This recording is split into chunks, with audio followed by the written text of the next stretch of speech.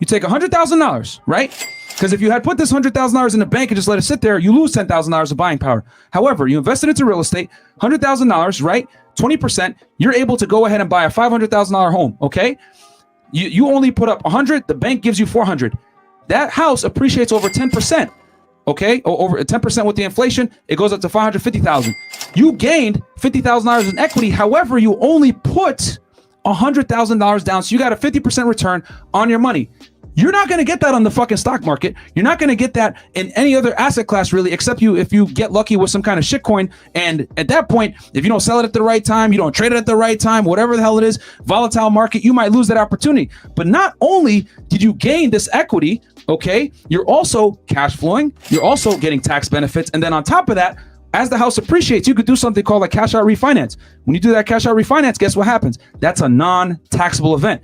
In that non-taxable event, you pull out that equity. Let's say you want to pull out this extra 50K that you may have gained or $100,000. You're able to pull LVT, right? LTV, 75 to 80% of whatever you gained, right? Of the total value of the home.